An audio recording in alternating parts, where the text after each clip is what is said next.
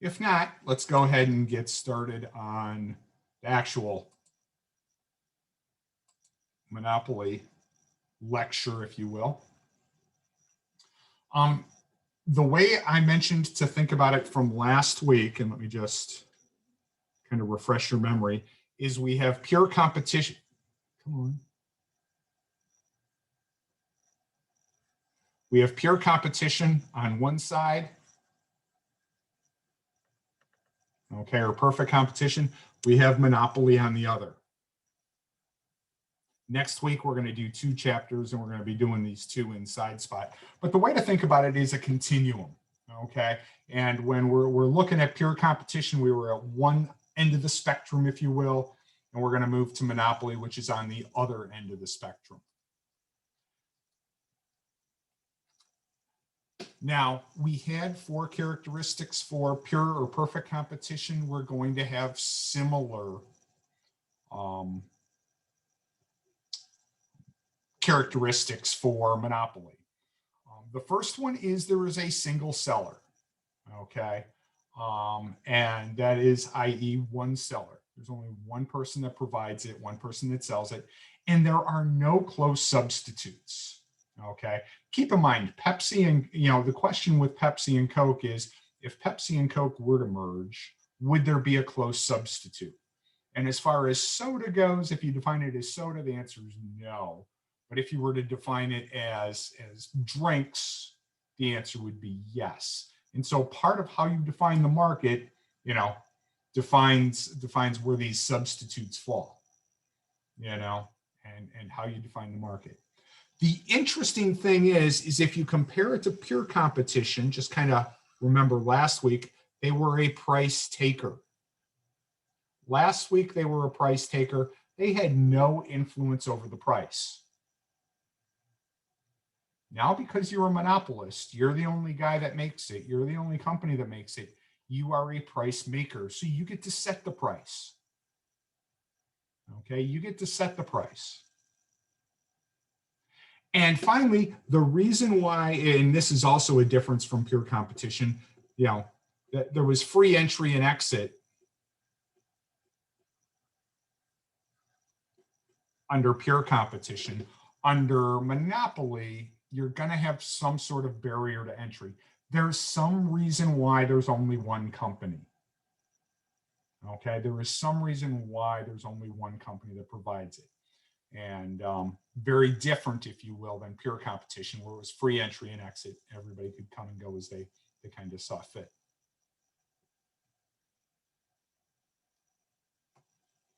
So what we have here, and what we're going to assume, is that we have a single firm with no close substitutes. So there's nobody that's close. Okay. Keep in mind, right now I'm using a Windows computer. Okay. Could one argue that Microsoft is close to a monopoly? And the answer is yes. That being said, the other side of it says, well, Apple and iOS is a different operating system. So they're not necessarily, there are some close substitutes, okay? A monopoly is what we call an imperfectly competitive market. And next week, when we talk about monopolistic competition and oligopoly, those are also considered imperfectly competitive markets. And what that means is that the firms have some control over the price they charge, okay? Next week, it's some. Today, it's really total, okay? A monopolist has total control over the price they're going to charge. And what that means is they will not lose all sales if they raise their price. So in an imperfectly competitive market, I can raise my price and not all my sales are going to go away. Next week, we're going to talk about monopolistic competition and some of those others in the middle. And the way to think about those is think about the Gap, okay? Or think about McDonald's, or think about Wendy's. They all charge slightly different prices for their product, even though we could argue Wendy's and McDonald's are competitors with hamburgers. We could argue that the Gap and Eddie Bauer or whatever are competitors with jeans. Their prices are similar, but they're not exact. And if they raise their price, Do they lose all their customers? No. Why not? Because there are some people out there that only buy Gap jeans or only buy Eddie Bauer jeans. So imperfectly competitive firms have to make 4 decisions. Okay, they have to decide how much to produce. Keep in mind, in pure competition, they had to do that too. That was that cue that we found last week. Okay, they have to determine how to produce it. Well, last week under pure competition, they had to decide how to produce it too. Okay, they have to decide what inputs to use. We're going to talk about those things in about 2 weeks. Okay, but they have to talk about what type of inputs are going to be used. But then they get to make this decision. What price to charge? Okay, and that becomes critical. Okay, last week in pure competition, the market price, the industry price, and the price for the firm were exactly the same. Because if you don't give me the same price for my bushel of corn as everybody else, I'm going to take it elsewhere. Okay, so now in imperfectly competitive markets, they have to determine what price to charge. Now, I mentioned that monopolies have some barrier to entry. There is something that makes sure that there's only one. The first one is what we call economies of scale. Everybody in class today has only one set of electric wires that come to their house. They only have one gas pipe that comes to the house, okay?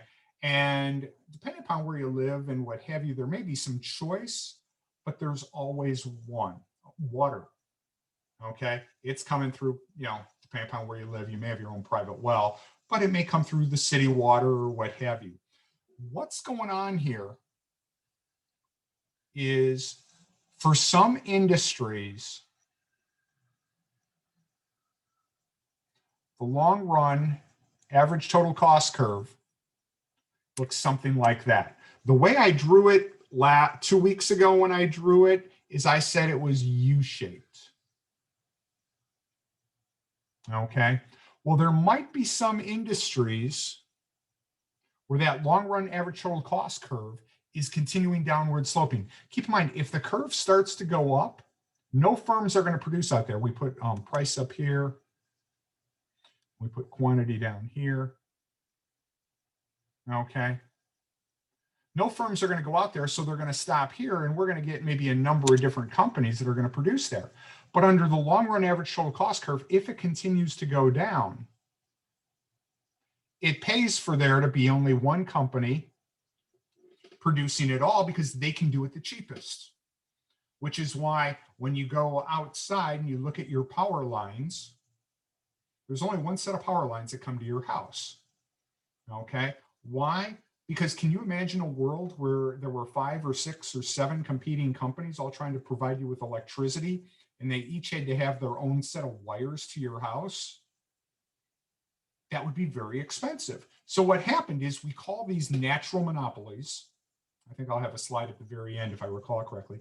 We call these natural monopolies.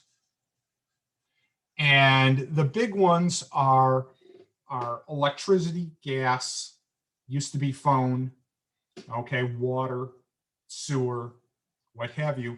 And what happened is the city either did it, the city either provided the service, or they gave a license to some local firm to do it, okay? So that is one example of a monopoly, and that's why there's, one electric company for the most part, one gas company, what have you. Another barrier of entry are legal barriers, okay? Things like patents and licenses, okay? A patent gives the drug companies, and I'm using the drug companies, could have used a bunch of other companies, the exclusive right to produce that particular drug for 20 years, okay? And they're the only ones that can do it, okay? And so that's a barrier that keeps everybody out. Kind of a quick, interesting note that applies to today. Those COVID shots, okay, are patented. some countries have asked the US to remove the patent protection so that they can produce it, so that they have access for their populations. Okay. So far, the Biden administration hasn't said which way they're going to go on this. Okay. But it's an interesting question because theoretically, they have 20 years to be the only ones that can produce that particular item. Keep in mind, it may not be, you know, if there's variations and what have you, it may be kind of a moot point in 9 months or a year. And then another barrier to entry is ownership of the resource. And the idea here is things like mines. Okay. If you have a gold mine, or you have a silver mine, or you have a diamond mine, okay, you have the exclusive right to that resource and it cannot necessarily be produced. Kind of a quick note, winter is ending, and they do put on salt and brine on the roads. And that comes there are only a handful of mines in the US and Canada, okay, that mine for road salt. Okay, and so do they kind of have a monopoly? You know, there's a couple of mines, so it's not a pure monopoly, but there's only a couple of companies that have those resources at their disposal. So those are the barriers to entry. A couple of implications to that. One is complete barriers are rare. Okay, complete barriers are rare. Okay, so the idea that you're, you know, there is more than one diamond mine. There are more than one gold mine. There is more than one coal mine. There is more than, you know, those types of things. Even, you know, use the COVID situation with the patents. Okay, there's right now 3 companies that are making COVID, you know, immunizations. 4 if you want to include AstraZeneca, which hasn't yet been approved in the US. Okay, and that's excluding the Chinese one, and there's a Chinese version or 2. There's a Russian version. Okay, so even though you're the only game in town, you're not necessarily the only game in town. Complete barriers are pretty rare. And monopolies can be both desirable and undesirable. And I started off class today before I started recording, kind of implicating that. Okay, the idea of, you know, having only one can be not very worthwhile. Okay, as we saw in the case of perhaps that one and only fax machine. Okay, part of today, the problem is monopolies have become kind of desirable. And in fact, there was a lawsuit that was decided by the Supreme Court. I don't know if it was yesterday or last week, but the question was, is software code patentable? And can you use part of software code, okay, in your product? And what the Supreme Court basically said, and there were a couple of dissensions, and they said we should have gone further. What the Supreme Court said in this is, as long as you use a small portion of the code, it's fair use. If you copy it all, you're probably going to be guilty of patent infringement, copyright infringement, things like that. But if you copy just a part of it, because otherwise things wouldn't work. Imagine you could only get cell phones from people that had the same carrier you did. Imagine you could only look at web pages that were on the same, you know, browser or the same format that your phone accepted. It would make a lot of things not very valuable. You know, part of the beauty, I mean, I don't know if all of you have, I've been around, I've had computers long enough that I've switched between Apple and Microsoft a couple of times. The blessing is always, Apple was always downward compatible. I could always take something from Microsoft and get it onto my Apple. Why? Because Apple knew that they had to have that compatibility. Otherwise, they wouldn't have a lot of customers would stay with Microsoft. It's not so easy going the other direction. Okay. Microsoft has never quite seen it quite the same way. We're going to make a couple of quick assumptions here before we get into our graphs of the day. Okay. The first one we're going to assume is that the monopolist thinks their status is secure. Okay. What that basically means is they don't have to worry about competition. Okay. That is not really the way it works in the world. Okay. Even if you listen to what the oil companies or the oil, like the Saudis say, what have you, they want the price of oil higher, but they don't want it too high. Okay. And the reason why they don't want it too high is because they know if the price is too high, the conversion over to battery operated, electric operated vehicles will be a lot quicker. And they've got a lot of oil in the ground. They don't want to see it be worthless. So they don't want the price too high.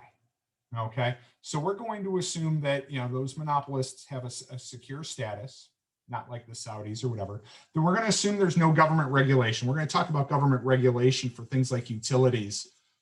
Last couple of minutes of class today, and we're going to graph what that looks like, what have you. But we'll talk about utilities, electric, gas, what have you. We're going to assume they are what we call a single price monopolist. That means they only charge one price. Okay. There is, to use the word from chapter 3, there is no price discrimination. They cannot charge different people different prices. And then the final item to realize is that the firm and the industry demand curve are the same.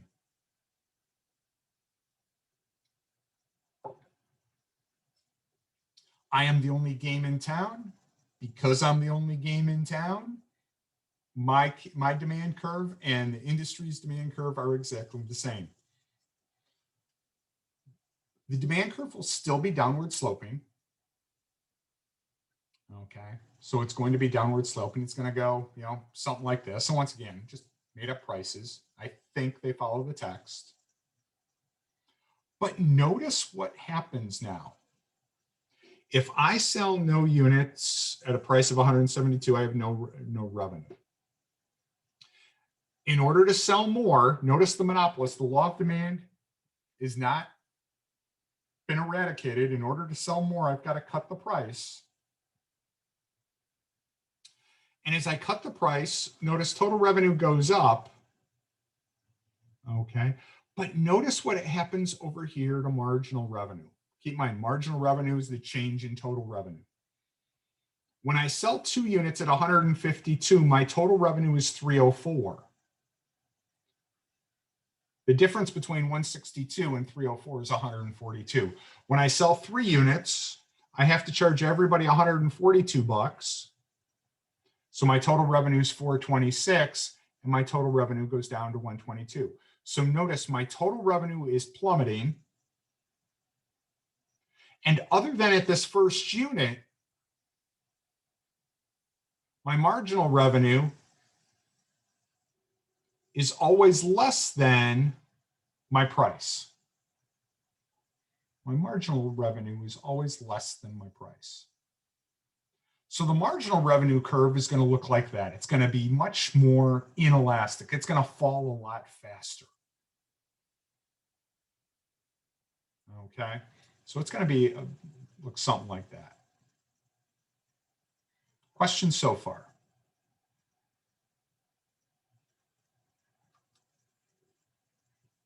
So the marginal revenue is always going to be less than price. Keep in mind, the monopolist sets the price. So price elasticity matters. That idea back from chapter 6 or 7, whatever it was. So the elasticity matters. And notice what happens. The profit maximizing monopolist will always avoid the inelastic portion of the demand curve. Okay. And the reason is, go back to inelasticity, elasticity. If you lower the price and you have inelastic demand, total revenue falls. Pardon my language, but what idiot is going to work harder, make more, and have total revenue go down? Okay, that just makes no sense. Oh, I'm going to work harder and make less. So what that means is that the demand curve, notice I have the demand curve downward sloping, the marginal revenue curve falls, it falls quicker and it's underneath it. Okay. At unit elasticity, total revenue is maximized. There's my elastic and inelastic portion. So from the monopolist's perspective, that part of the demand curve is gone.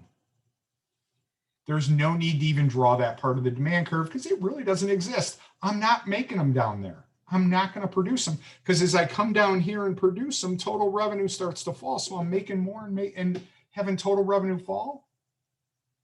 That is stupid. So it's like that inelastic portion of the demand curve does not even exist to the monopolist.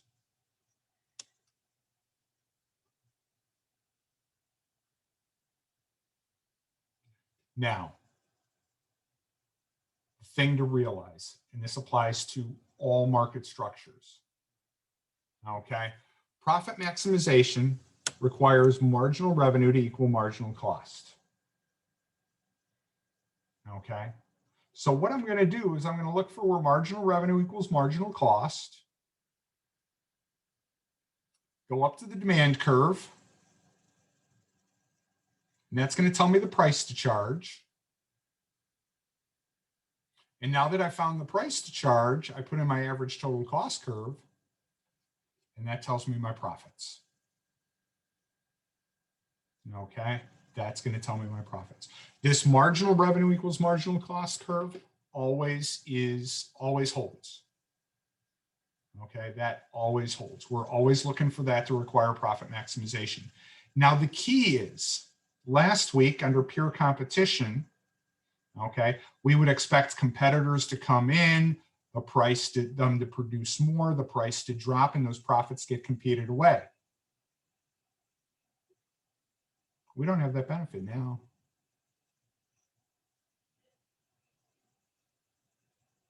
We have a monopoly. Because they're a monopoly, they're the only one. Because they're the only one, those profits are never going to go away. So the beauty of being a monopolist is you get to keep those profits and they never get competed away. Okay, they never get competed away.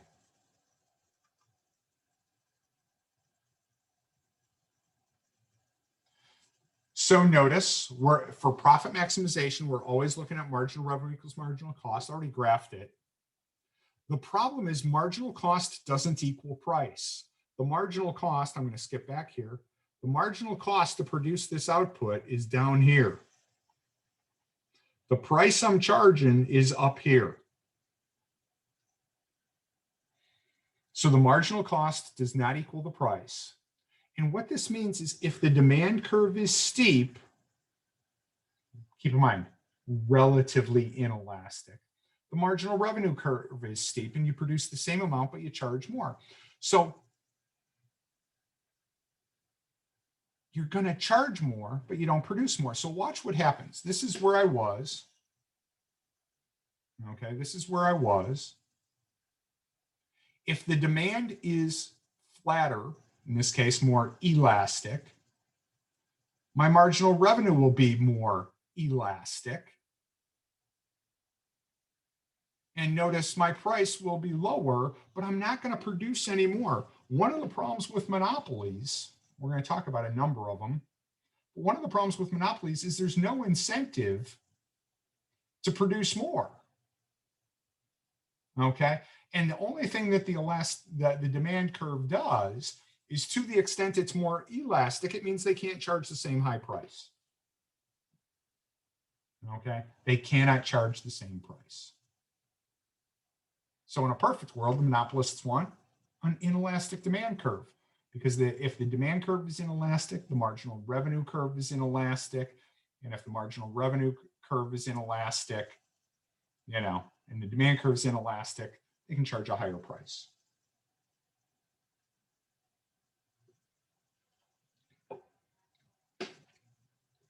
quick note, you know, just thinking about things in general. Marginal cost, and I'm gonna be old school here on you. In order to buy computer software, if you wanted to go to buy software, you'd go to Best Buy. They'd have boxes of software lined up there with discs. Okay. And so you'd buy the box, you'd buy the disc, you'd take it home, you'd load it into your computer and put it on your hard drive, whatever, and then you had the software. Okay. There were costs involved with that. They had to print the CD, they had those jewel cases, they had to put it in a jewel case. They had to then put it in a box. They had to ship the box. They had the box cellophane wrapped. You know, I mean, you can go on, all the things they had to do. Think about it today. You download it. Okay. What's the marginal cost? What's the additional cost to produce one more item? And it's virtually zero. The marginal cost for some of that stuff you download is, keep in mind, their fixed costs are high. I don't want to tell you it's free. It's not. But their fixed costs are free. Their fixed costs are very expensive for the engineers and what have you, and the testing it, what have you. But once they've created it, tested it, what have you, the additional cost to produce one more copy is virtually zero. They don't even have to ship it to you. They need the computer on, they need the server on with some electricity. But the marginal cost is virtually zero.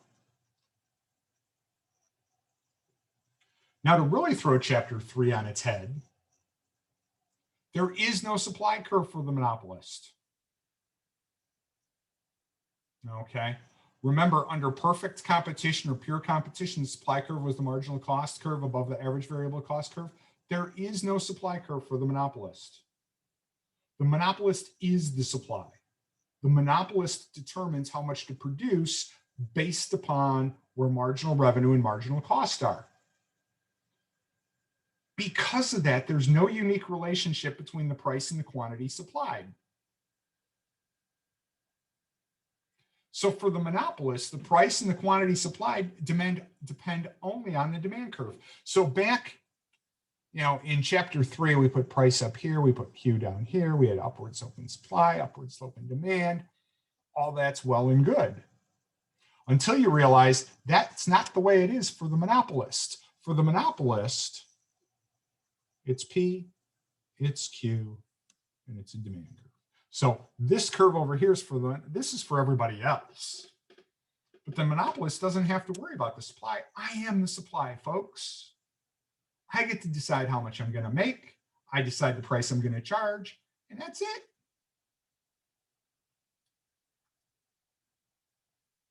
Now, some misconceptions. Oh, the monopolist always charges the highest price. I'll never forget when I was in your spot.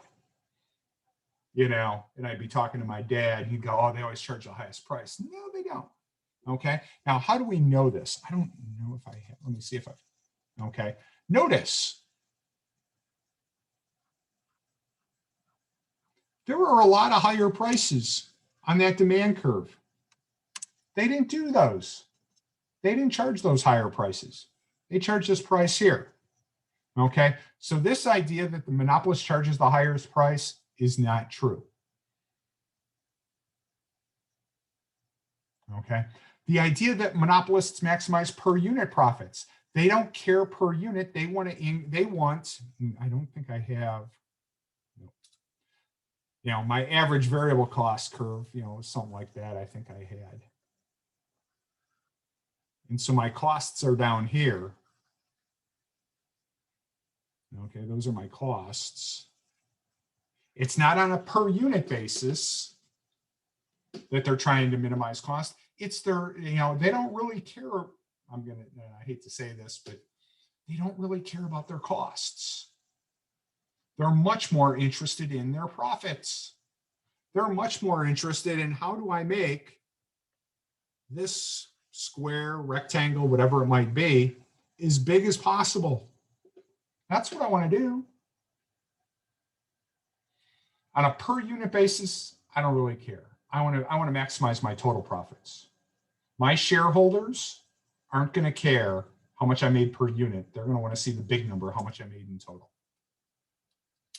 And finally, and this is another one where my dad and I would have some disagreements.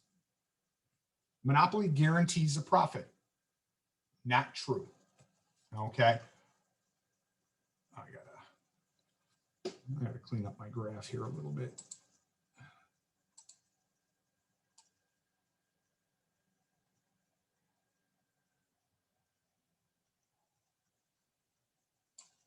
There we go. There's nothing that says that average total cost curve can't be like that. Keep in mind, earlier when I had it like that. Okay. But there's nothing that says it can't be like that, in which case they have losses, and the losses are going to be this part in here. Okay. So there's nothing that guarantees the monopolist he or she is going to make a profit. It's entirely possible for them to lose money. Okay. It all depends upon how the cost curves are drawn, how, you know, or what their costs really look like.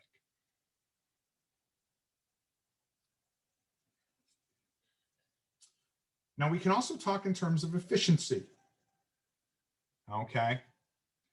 And keep in mind, last week we loved pure or perfect competition. Why? Because there was productive efficiency. That is, firms produced at the minimum of the average total cost curve. But it's not that way in monopoly. Notice the minimum is down here. Oh. The minimum of the average total cost curve is there. It's where the marginal cuts it. Okay, that's the minimum. Are they producing there? No. Now, if they were to produce there, I'm going to kind of, these are my profits. If they were to produce here, whoops.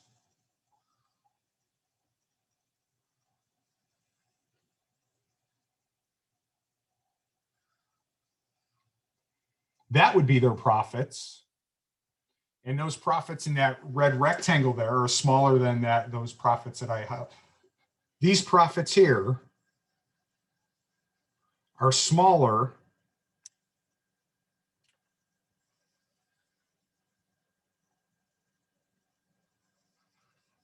than those green profits. Okay, so the price is greater than the minimum, and the price is greater than the minimum of the average total cost curve. Price does not equal. Okay, price is greater than the minimum of the average total cost curve. So they don't have productive efficiency. So in essence, their costs are bigger than they should be.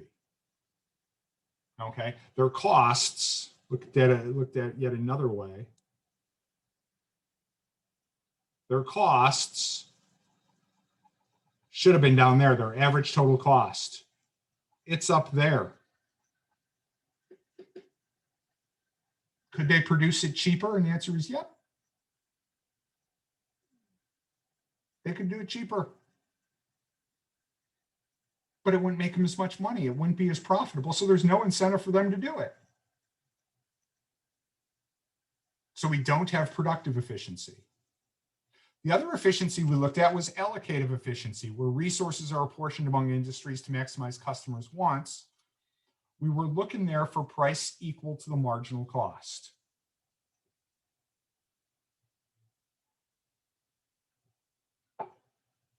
The price is the relative worth of the product at the margin, the marginal benefit.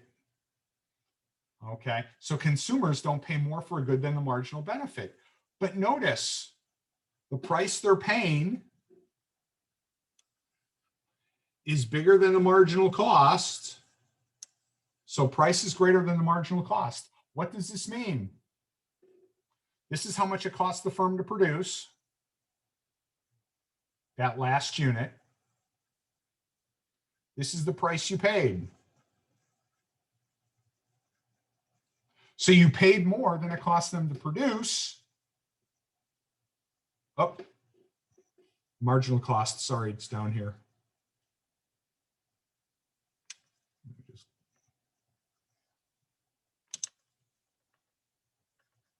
The marginal cost for that is down there.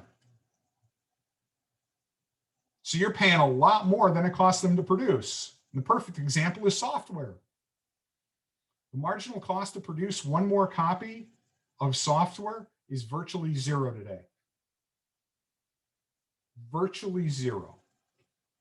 So when you pay $79, $99, $169, $459, whatever that price is up here, and the cost to produce it, the marginal cost to produce it, is virtually zero. So what that says is that society values the good greater than the cost to produce it. You're willing to pay more as a society for it than it costs Microsoft or whatever to produce it.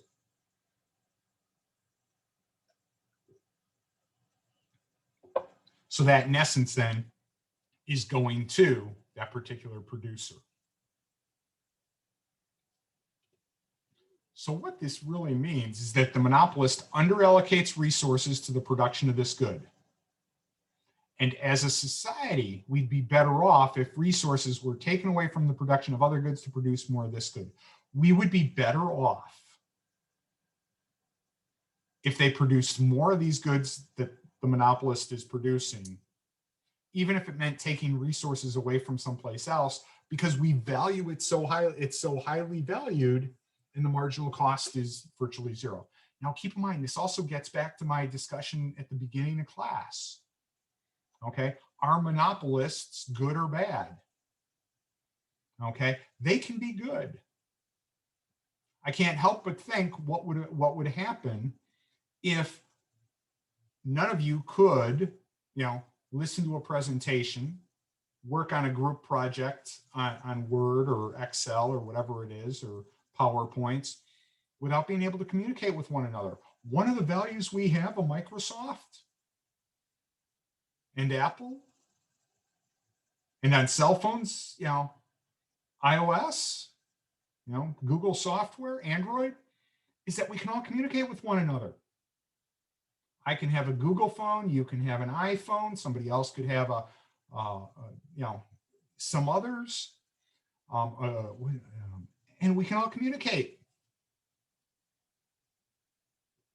Some other issues. Okay. One of relates to income distribution. Monopolists can charge higher prices than other firms with the same costs. In essence, they're taxing customers and providing profits to the monopoly. Okay, they're charging you and I more. Okay, now, can that be bad? And the answer is yes, because it impacts income distribution, but it could also be good. The US produces virtually no coffee. Okay, we have virtually no coffee production in the US. We have virtually no cocoa production in the US. Okay, that means when we have a chocolate bar or when we drink our morning Joe, those funds are going overseas. Okay, in essence, what they're doing is taxing customers, and I could put in there rich Americans,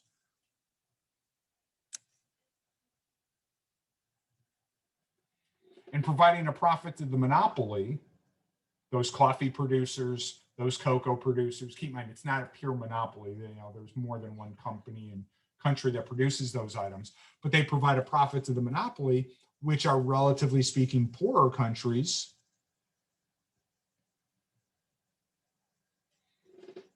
Okay, so might it be okay in that particular case? Sure. Might it be a way to encourage, fewer immigrants to come? Possibly. Do what you can to make their countries safer, richer, what have you. There's not as much need to come. Okay. So monopolies in that case, granted, it's not a pure monopoly, what have you, might not be so bad. Questions?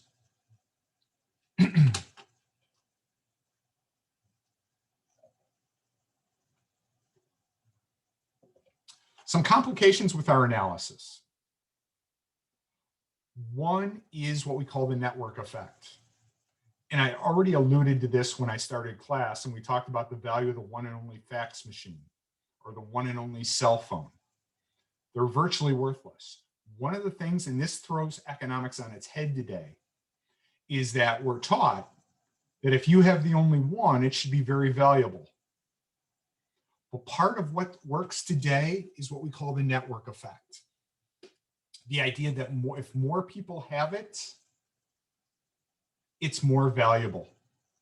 What makes Microsoft so valuable is the fact that we can all use Word, we can all work on a document, we can all work on a PowerPoint, we can all work on an Excel spreadsheet simultaneously, or perhaps, what have you, modify it, what have you, makes us a lot more efficient. Can you imagine if we had paper and pencil and had to shove it around between one another, or if your computer system wouldn't talk to mine? Okay, that would be a huge problem. Another problem, another complication is X inefficiency. There is no guarantee that monopolists are going to be efficient. Okay, and because there's no guarantee, they're probably inefficient. They may also do things to preserve their monopoly. Okay, now, I'm not sure how much this is done anymore. It used to be done, rather frequently. Okay, and I'm going to use an example from the drug industry, not to say it can't be done in others, is they'd come up with a drug.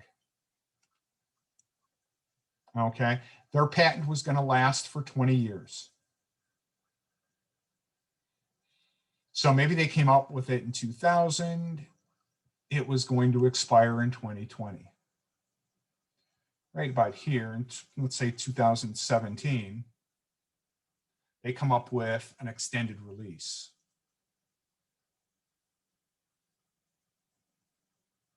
Or they come up with a new version.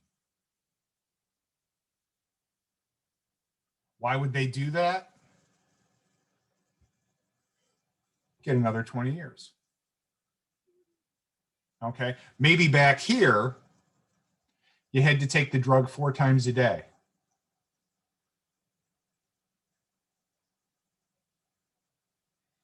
Well, that's hard to remember. People forget, so their dosage isn't right, what have you. And then the question is, okay, I missed the one at lunchtime. Do I take 2 at dinner? What have you? Here they come up with a one a day. Okay, is it a lot more, beneficial for the consumer? Heck yes. Should we give them a full 20 years on it? I'm not so sure. Okay, but it's things like that these drug companies in particular, and I'm picking on drug companies right now. I could pick on a lot of other industries and what have you. They were all doing something similar. Okay, so they may do things that preserve their monopoly. They may go to the government and get a law passed. Okay.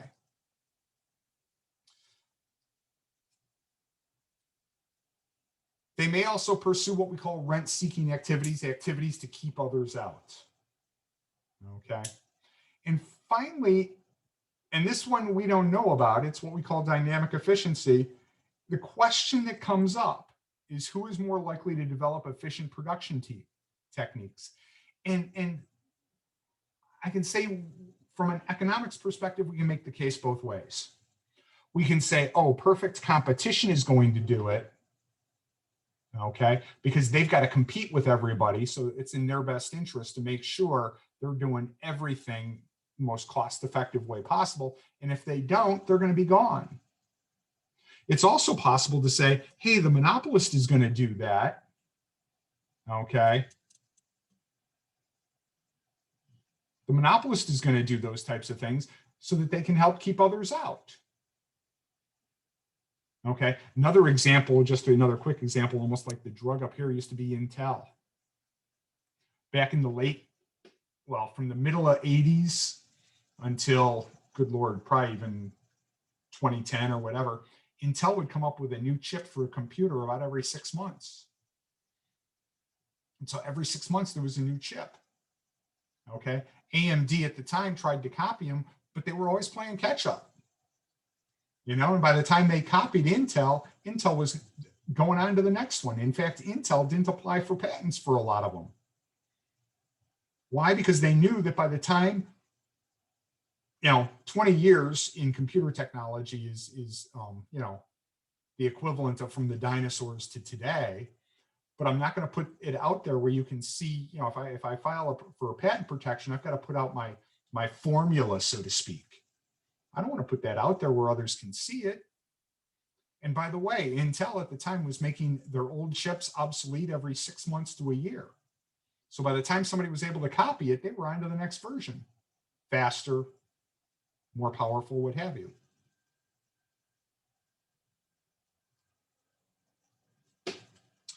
Finally, the question that comes up is, what are our policy options? What can we do? One is antitrust. And right now, Congress is working on, not sure they'll find anything, what should we do about these big guys? And I could have shared with you a number of articles on some of the issues with, these more social media than anything else, but these big tech companies. Okay.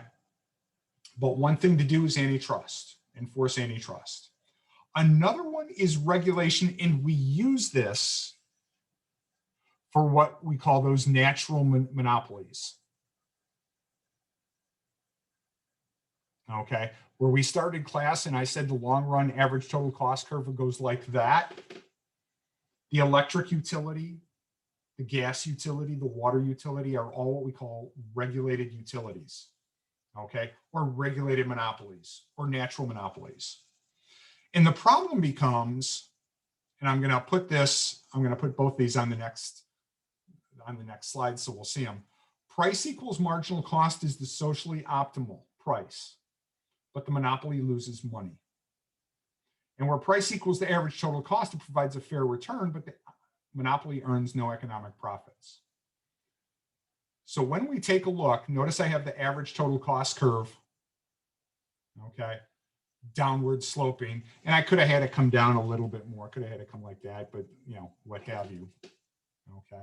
Keep in mind, the monopolist wants to produce where marginal revenue equals marginal cost. That's where he or she would like to produce. But if it's a natural monopoly where this average total cost curve continues to fall, electric utilities, gas utilities, what have you, that price right there where the price equals the minimum, the price equals the average total cost curve is the fair return price. And then finally, the socially optimal price is where the price equals the marginal cost, the cost to produce that next unit. The problem is,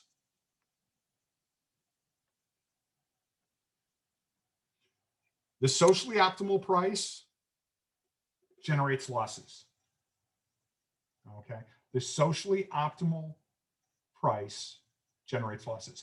So when you pay your electric bill this month or the gas bill or what have you, are you paying the socially optimal price? No. What price are you paying though? We don't let the electric utility and the gas utility, what have you, charge that price. What we do, what the regulators in Richmond and what have you do, is they let them charge that average total cost curve, which is the fair return price. And if you're ever, have nothing better to do, take a look at some of the regulatory filings by the electric and the utilities, what have you. All they really argue about is what's a fair return. Hey, we have $1 billion invested in power plants and what have you. What is a fair return on that $1 billion investment? And when they file, rate filings with enrichment to get a price increase or decrease for that matter, that's what they're arguing about. Okay, what percentage return is a fair return on our investment? Okay, that's what they're arguing about. Questions?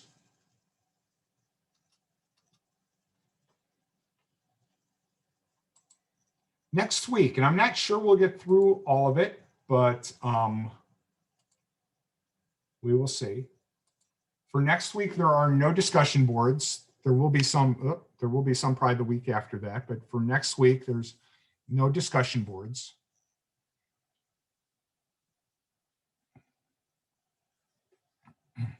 We are going to have 2 chapters of Learn Smart.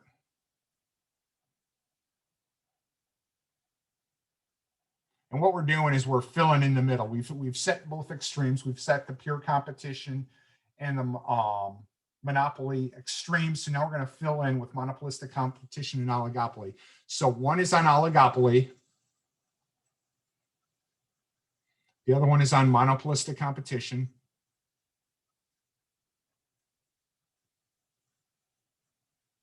I already have it set up, I believe, in Connect. And then the chapter on monopoly, let's do it this way.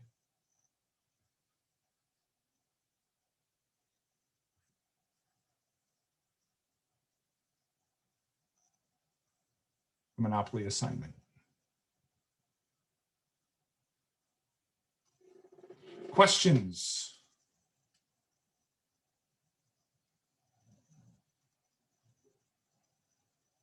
See y'all next week.